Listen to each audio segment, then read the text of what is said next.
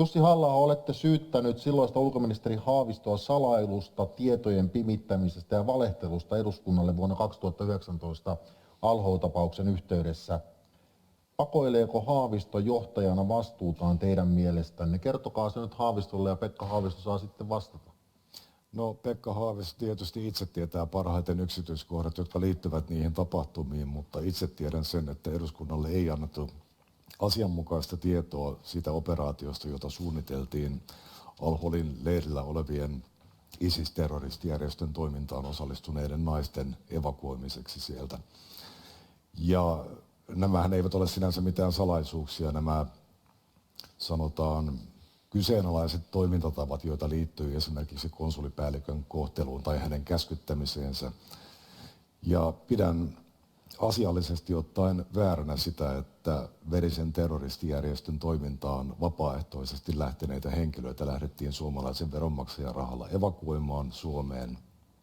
Ja kaikkein suurimpana ongelmana pidän sitä, että Suomi ainoana Pohjoismaana, tiettävästi yhtenä harvoista Euroopan maista, ei ole saanut yhtäkään näistä henkilöistä rikosoikeudelliseen vastuuseen, eikä edes esitutkintoja ole tietääkseni aloitettu. Sain ulkoministerinä perintönä hallitukselta, jossa perussuomalaiset myös olivat ja sitten siniset, tilanteen, jossa oikeuskansleri oli sanonut, että suomalaisia lapsia, joita oli lähes 30 Al-Holin vankileiriä muistuttavissa olosuhteissa, pitää auttaa, jos se on mahdollista. Ulkoministerinä kysyin ministeriöstäni, mitä toimia on tehty, miten on valmistauduttu tähän, mitään juurikaan ei ollut tehty. Käynnistin ulkoministerinä toimet ensimmäisten kontaktien saamiseksi kurdihallintoon, jotta nämä lapset voitaisiin turvallisesti saada kotiin. Tämä oli erittäin vaikea neuvotteluprosessi ja sen kestäessä oli erittäin vaikea jakaa yksityiskohtaista tietoa näiden lasten tai heidän äitiensä tilanteesta, koska siinä oli suuri turvallisuusriski näiden lasten tulevaisuuden osalta. Saimme pikkuhiljaa perhe kerrallaan näitä lapsia tuotua Suomeen. Niille lapsille, jotka eivät vielä ensimmäisen erään mahtuneet, järjestettiin koulunkäynti. Olimme ainoa maa, joka piti koulua, etäkoulua puhelimen kautta Al-Holin leirillä. Ja kun Suomi oli näyttänyt mallia, saimme siitä paljon kehuja Yhdysvalloilta, miten tämän evakuoinnin teimme. Muut maat seurasivat perässä, muun muassa Saksa. Suomi näytti mallia lasten oikeuksien puolustamiseksi. Ja Suomi mahdollisesti näytti mallia tässä asiassa, mutta Suomi ei ole ottanut mallia muilta mailta. Ja kuten sanottua, Suomi ei ole saanut yhtäkään näistä ihmisistä rikosoikeudelliseen vastuuseen. Me tiedämme, että he ovat osallistuneet erittäin väkivaltaisen ja brutaalin terroristijärjestön toimintaan vapaaehtoisesti ja uskonnollisen radikalismin ajamana.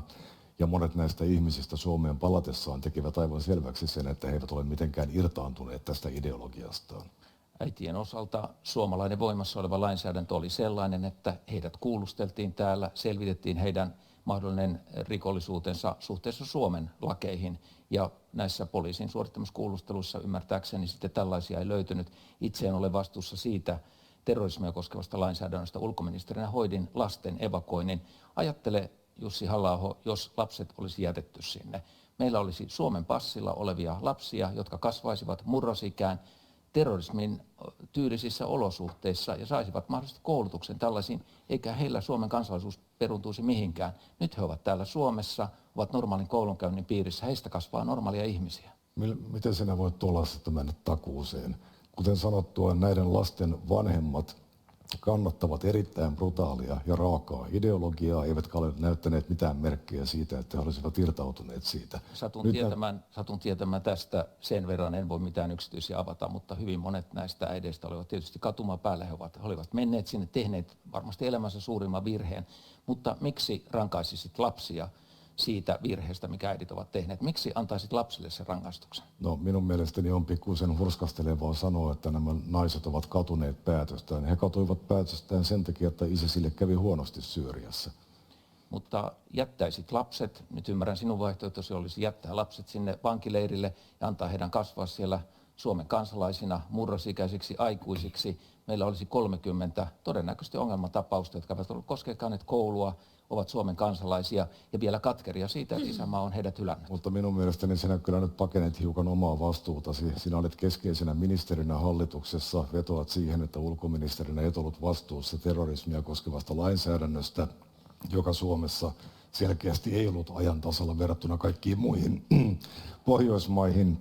Mitä sinä teit hallituksessa sen eteen, että terrorismilainsäädäntö olisi saatettu sille tasolle. Muutimme sitä, mutta emme Ette sehän riittävästi. taannehtivaa lainsäädäntöhän ei voi tehdä. Eli näiden naisten kohdalla käytettiin sitä lainsäädäntöä, joka oli tietenkin voimassa heidän siirtyessään sinne alueelle. Taannehtivaa lainsäädäntöhän ei voi tehdä, ja sitten uutta lainsäädäntöä teimme muun muassa sillä tavalla, että tällainen terroristiseen toimintaan osallistuminen tässäkin muodossa on kielletty. No Hyvät niin. presidenttiehdokkaat, kiitoksia Kiitos oikein paljon. paljon Sinähän on jo tästä. väittelyn tynkää selvästi havaittavissa. Kyllä. Kiitos teille. Kiitos. Tätä